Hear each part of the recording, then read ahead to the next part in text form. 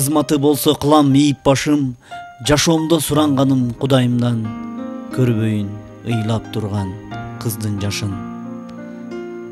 Тургузуп төбө чачын уккандардын, зулумхан таңгаларлык жарлык салды, жүрөгүн ким алып келсе энесинин, берем деп алтын күмүш толгон малды.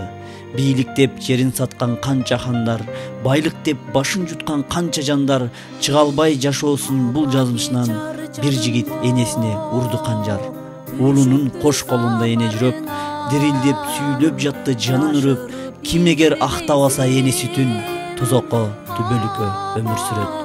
Түшүнүп жигит эми кайгы жеди, азгырып кеткен экен шайтан мени, энемдин ак сүтүнү актоо үчүн күнөөмдү каным менен жуун деди. Канжарды кайра алганда эне жүрөк, кулунум ак сүтүндөн кечтим деди.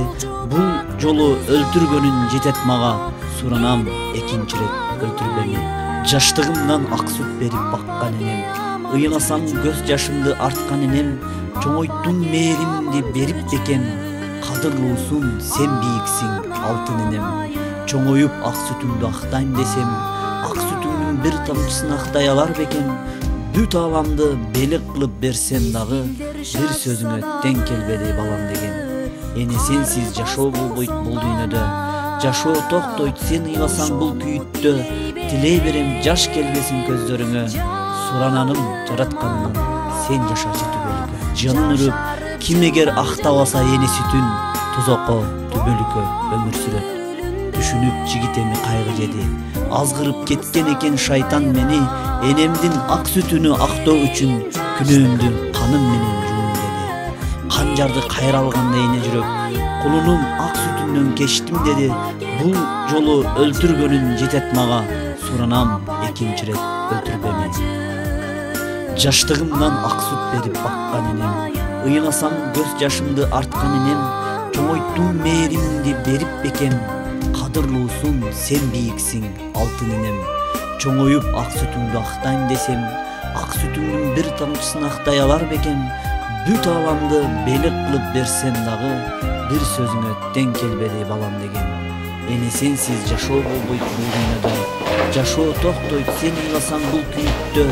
Тилей берем жаш келбесин көздөрүңө, сурананым жарат.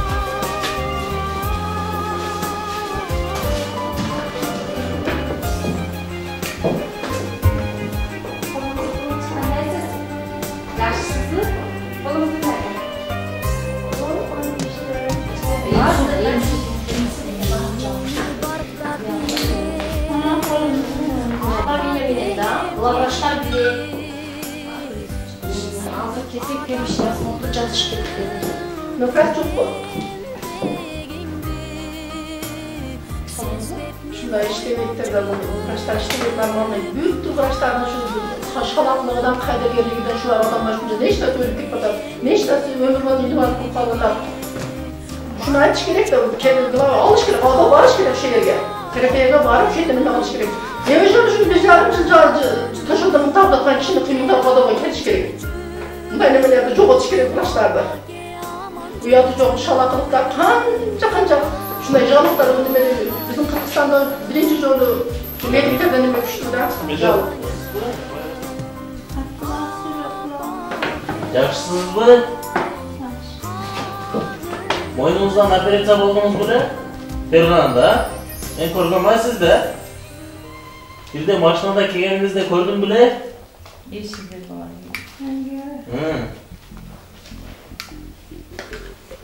Hozir qayeringiz og'riyapti? Antarcha olmoqda. Davom ne o'tasiz?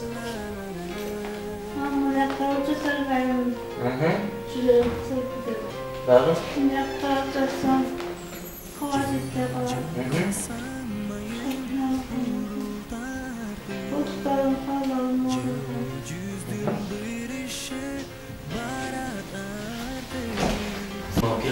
biz bunlara tekrar kapattık, eşim oradan ondan çıktı. Yaka jönüp Endi jönüp balası var. Balasından jönüp sonra olur. Ne mesaj mı? Tuğulan yeri. Mola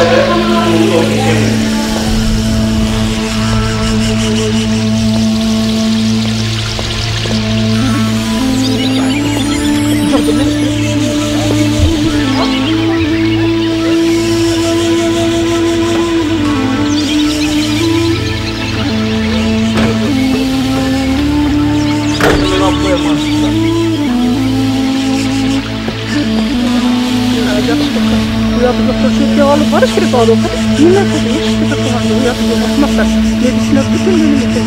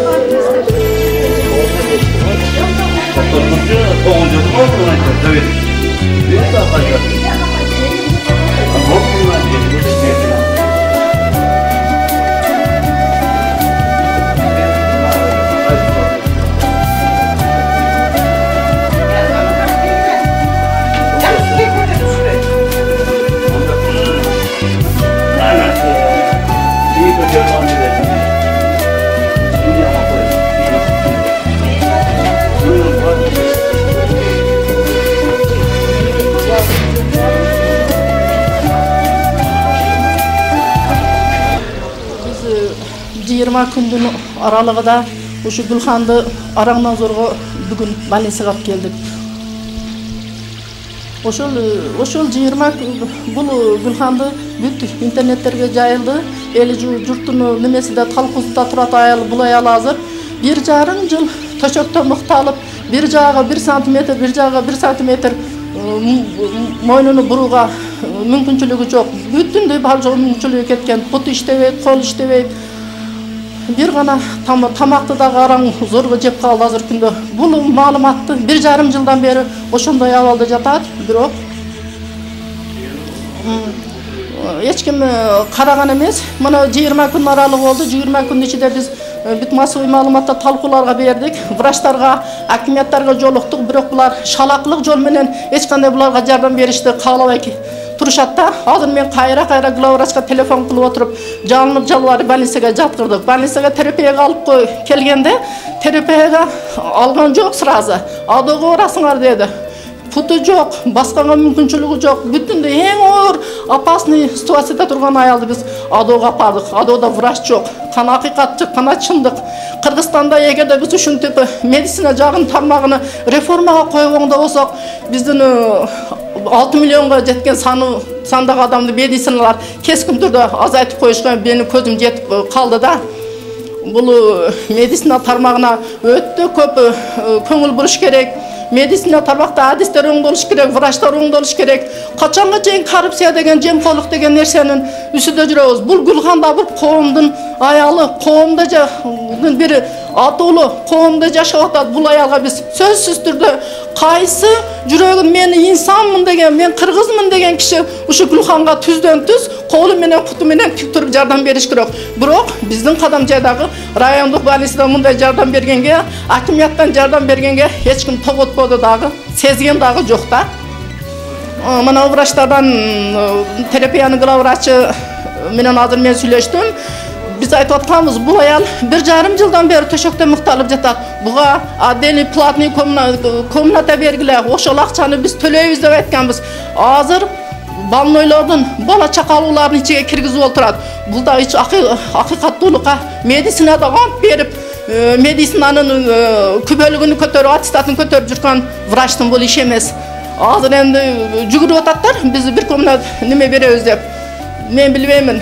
Мындай абал менен кетсе медицина кандай болот? Медицина менен адамдардын ортосундагы бул көз караштар кандай немеге жетет да мен азыр мен жакшы деген баа бербедим да буларга өзү чуркап отуруп баардыгын өзүбүз кылып атабыз эч кандай бир жүрөгүнүн түптүүдөн бир немени медициналык жардамды адамгерчиликти патриоттуулукту бир жакшы бир коомго кызмат көрсөтөйүн деген медик калбаптыр баардыгын өзүбүз мен азыр өтө кейип турам адууга өзүбүз көтөрүп алып бардык адууда эчтеке иш кылган жок заведующий жок ошол жерден адуудан дагы кайра көтөрүп алып келдик балалуу чакалуу ызычы бир комнатка киргизип койду мына ооруга оору кошулат бул жакшы болбойт мен силерден суранычым бул биз кыргыз эли медицинаны реформага салып медиктерибизди иштешибиз керек деп мен айтып кетер элем.